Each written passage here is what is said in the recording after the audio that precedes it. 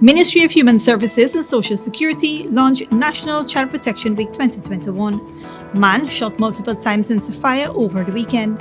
E-Networks expands services in Region 10. In the region, Haitian migrants undeterred as U.S. begins removal fights, and internationally, lava pours from Canary Island volcano, villages evacuated. Greetings and welcome to another edition of Channel 2 Headline News Update. I am Bibi Bacchus. Thank you for joining us. National Child Protection Week 2021 is observed from September 19th to 25th under the theme, Together, Let's Keep Children Safe. The objectives of this week are to raise the profile of all issues connected with child protection. During the launch, Minister of Human Services and Social Security, Dr. Vinaya Prasad, said the safety of every child should not be an elusive goal. She said the ministry notes the urgent need for collaborative efforts to achieve this. As the reported case of child abuse continues to escalate, many cases remain unreported, allowing predators and perpetrators unfettered access to vulnerable children.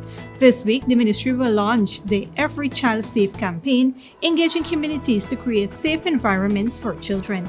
It will emphasize that child protection is everyone's business. The ministry's week-long activities will culminate in the launch of an impactful 3-year program and strategic policies that center around public awareness, parenting, family relationships, and community involvement, as well as age-appropriate education on child abuse matters for children and adolescents. Persons who may be aware of children in distress are urged to call the 24-hour 914 hotline or the Child Protection Agency on 227-0979.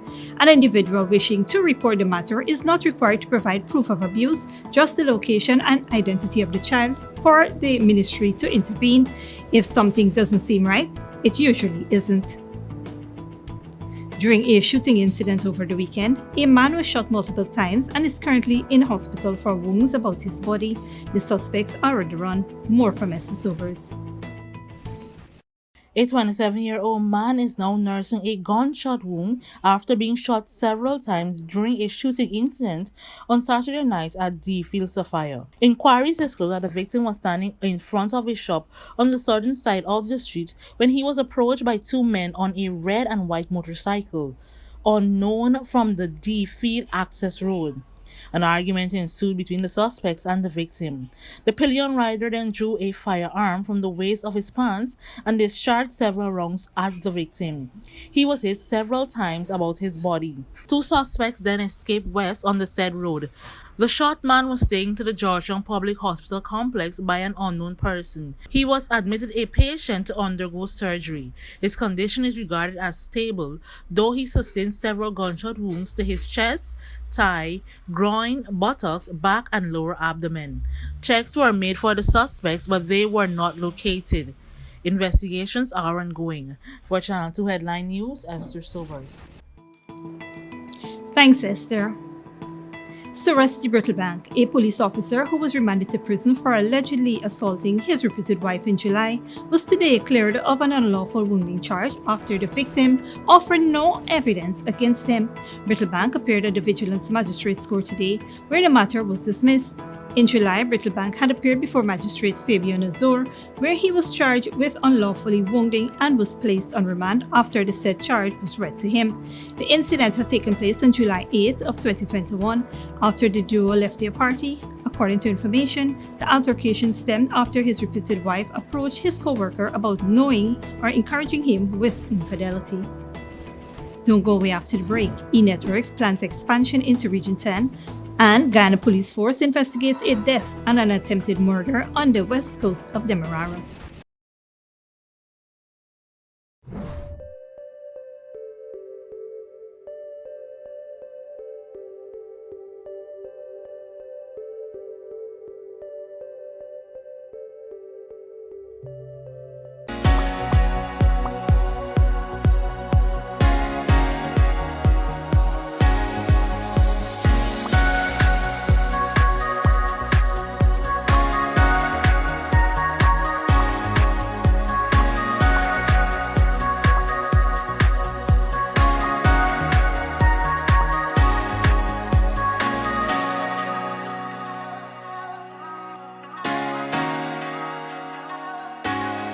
when you need money and you gotta get it fast. Creative Jewelry and Pawn Shop is the place for that confidential transaction in a quiet and secure location. You'll get the highest value per pennyweight for your gold and also enjoy the lowest interest rates and longest payback period too. Yes, for that instant transaction to solve a pressing financial problem. That Creative Jewelry and Pawn Shop, 46 Boyle Place, that's between the Ministry of Housing on Brick Dam and White Castle Fish Shop, be your first and only choice. Creative Jewelry and Pawn Shop, safe and sound, solid and secure, always there for you. Telephone 231-7878 and 223-8955. For decades, milk has remained the same. Until now. Introducing the Great Dairy Full Cream Milk from Alabama Trading. Enriched with vitamins A to D and calcium to promote healthy teeth, strong bones, and vitality. Great Dairy Milk is delicious and fortified to encourage healthy cell growth within the body. No wonder it's the #1 brand of milk produced in Ireland. Now available nationwide in 400-gram packages at leading supermarkets and wholesale vendors. Distributed by Alabama Trading. Welcome to Kissoon's Furniture. Find everything you need for your home and more under one roof in our newly decorated showroom. Our locally crafted furniture has been perfected over the last 60 years. From our hands to your home, we also bring to you our newly introduced lines of imported furniture and sleep center, where you can find a wide range of beds and mattresses. Kissoon's Furniture, furnishing homes for over 60 years. Survival Shopping Complex brings to you its delivery service, Shop Through WhatsApp. This process is simple. All you need to do is call or message your grocery list to 613-9683 and we will select your items for you and have them delivered directly to you, even out of town. This is convenient because we can stay on the phone with you as we select your favorite brands. We're happy to do your shopping for you. Contact us on WhatsApp today and shop price smart at Survival Shopping Complex. Welcome back. eNetworks Incorporated on Sunday announced that it is currently building a fiber optic cable from Georgetown to Linden. This move is the latest in a series of milestones the company has achieved in massively expanding its network to bring better services to more people. With the expansion already in progress, eNetworks anticipates delivering a significant boost in connectivity to many rural areas along the Suicide-Linden Highway and Linden. The eNetworks team visited Linden on Saturday to inspect the progress of the expansion, including poles already planted on the ongoing fiber network build-up. Commenting on the expansion, CEO Vishuk Prasad said the company has been keenly focusing on bringing high-capacity connectivity to Guyana's towns to support the development of a diverse economy. eNetworks sales affiliate and Lindener Yannick Charles noted that the project is a major investment for Linden, which currently lacks reliable connectivity. With this new cable to Linden, the company will soon be able to offer the same fast, reliable, and affordable services as it does in Georgetown and other areas. eNetworks is Guyana's only locally owned telecommunications provider.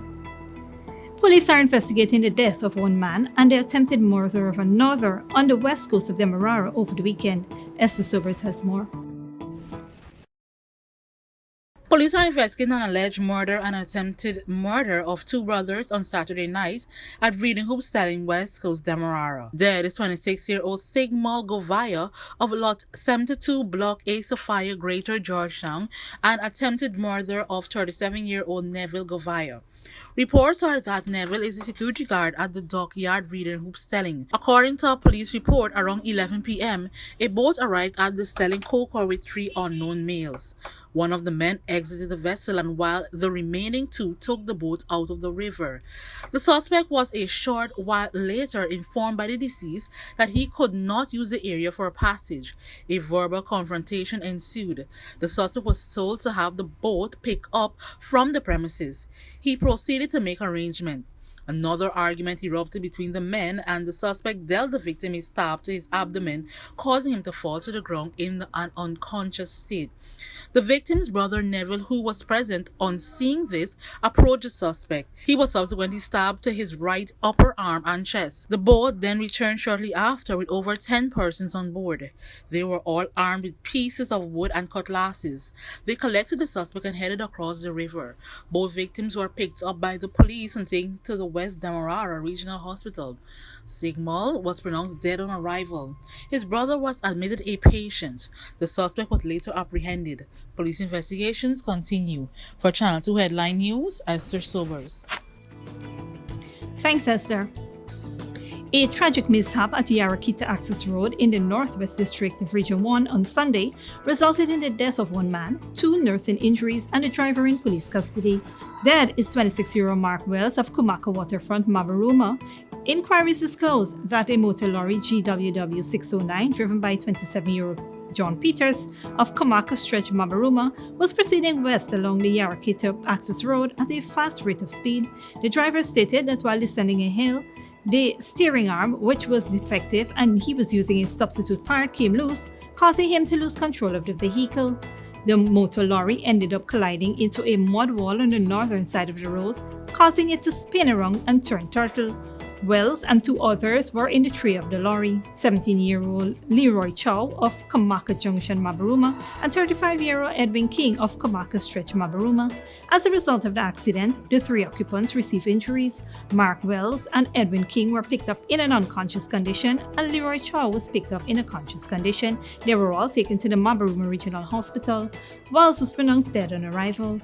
The body of the deceased is presently lying at the Mabaruma Regional Hospital mortuary awaiting a postmortem examination.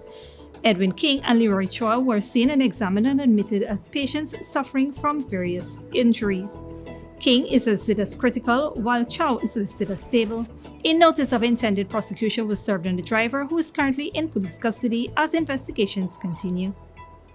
Don't go away after the break. Haitian migrants undeterred as U.S. begins removal flights, and Hotel Rwanda hero Paul Rusi Sabagina awaits sentencing. But before that, here is the bridge retraction schedule.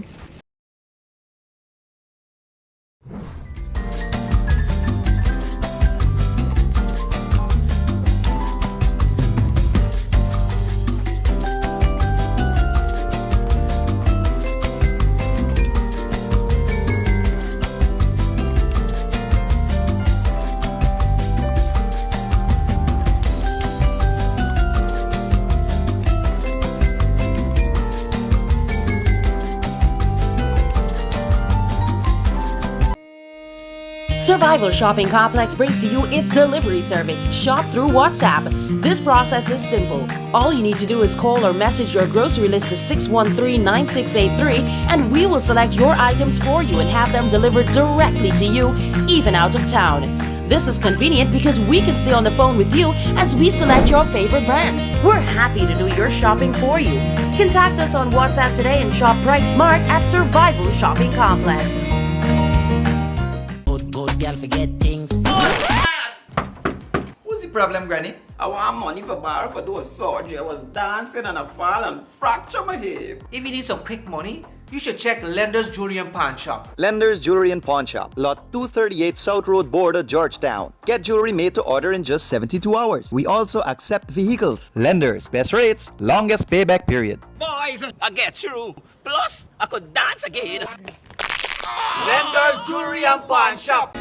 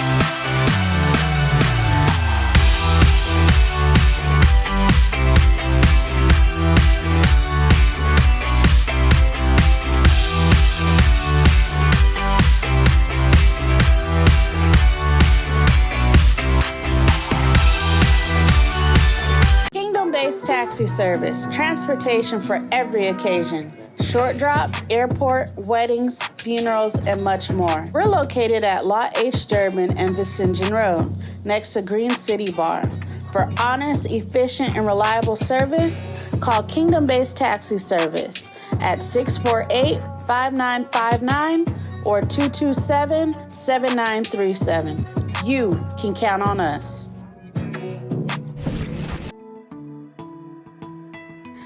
Welcome back. Now we take a look at youth in the region and around the world. Hundreds of Haitians who had been hoping to find refuge in the U.S. have been sent back home to Port-au-Prince. The U.S. is operating up to 8 flights a day to send the migrants camped at a Texas town on the border with Mexico. Al Jazeera's John Holman reports. This is how one U.S. Border Patrol officer received Haitian migrants crossing the Rio Grande, coming back with food to a camp they've set up in Texas. Hey, you use your women? This is why your country because you use your women for this. You go, that way.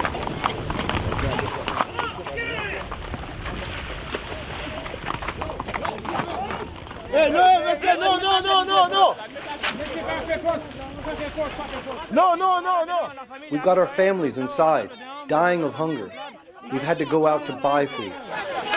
No! You can see the tense scenes here. The Border Patrol are trying to stop people getting back into the camp after they went across to Mexico to get food, they say, because there isn't enough food for them actually there in the camp.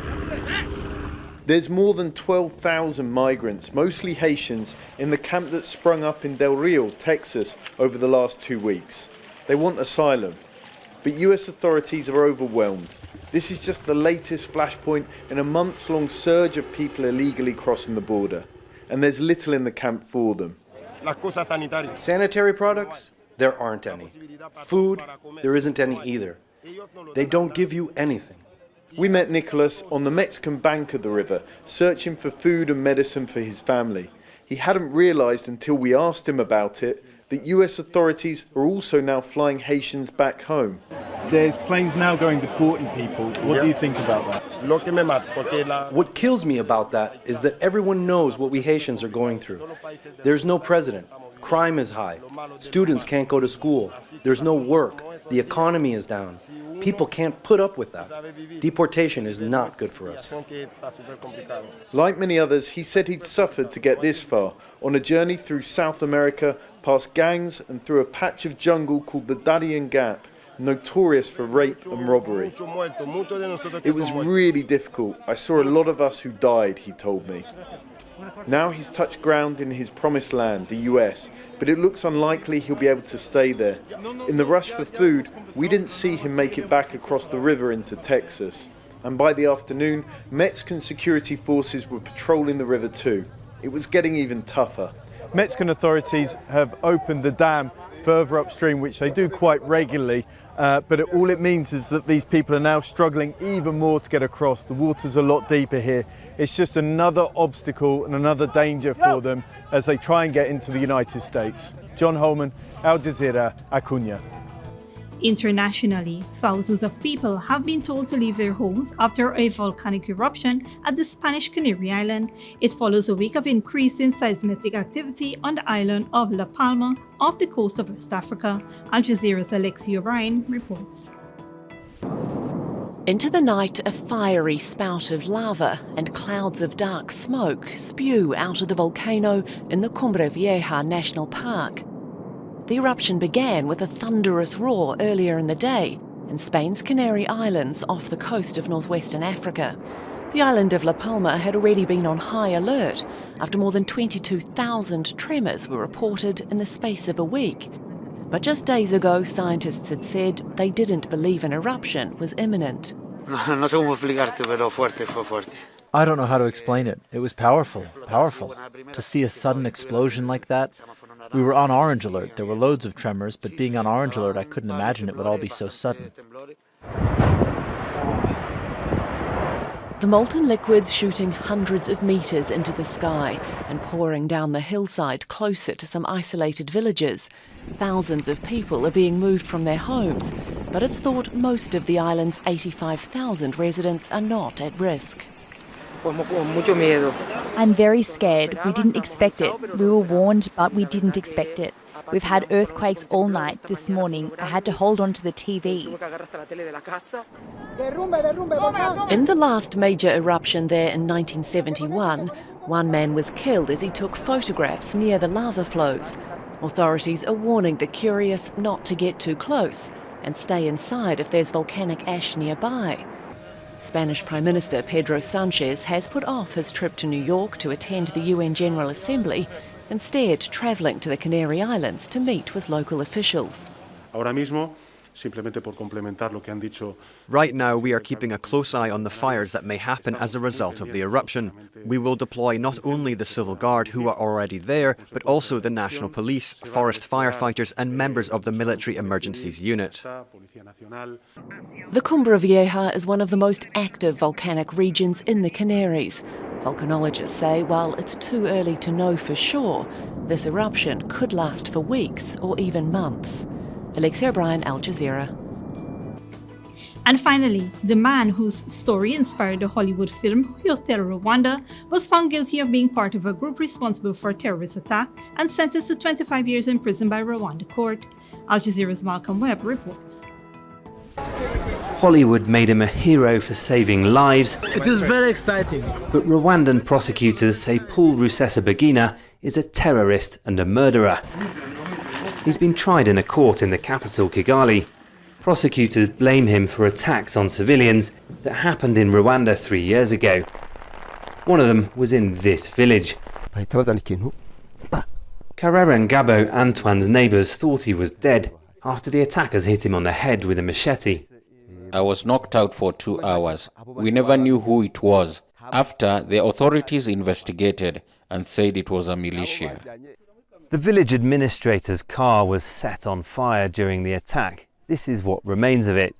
3 people were killed, others were injured, but all the people we've spoken to in the village say they have no idea who the attackers were. Prosecutors say Paul Rusesabagina was responsible. Rusesabagina denies it. Around that time, he pledged support for the armed group that claimed responsibility for the attacks, called the FLN. The time has come for us to use any means possible to bring about change in Rwanda, as all political means have been tried and failed. But Rusesabagina told the court his role was political and he wasn't involved in the violence. He said he was kidnapped in Dubai last year and brought to Kigali. He stopped attending court hearings because he said the trial was unfair.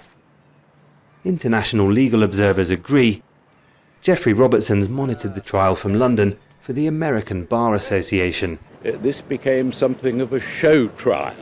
The prosecution evidence against him was shown, but it wasn't cross-examined in any satisfactory way.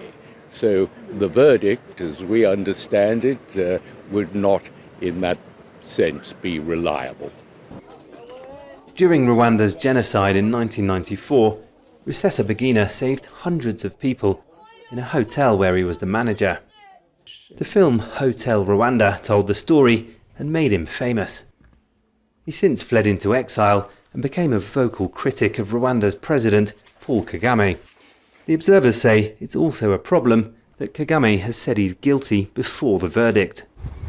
But it's about the lives of Rwandans that were lost because of his actions and because of the organizations he belonged to or led. The verdict's expected on Monday. Paul Rusesabagina could be jailed for 25 years.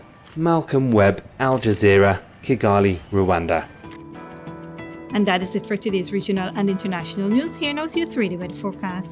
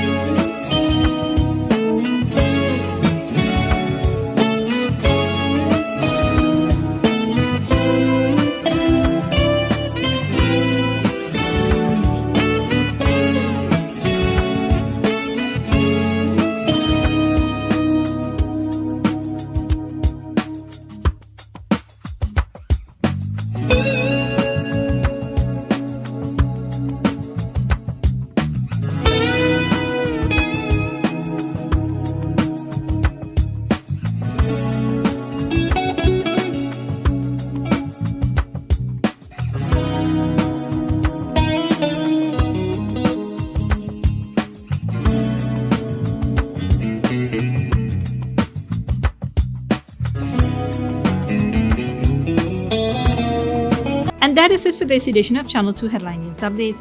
Tune in on Tuesday at 7 p.m. for another episode. Be sure to subscribe, like, and follow us on Facebook and YouTube. Until then, please take care of yourself and each other.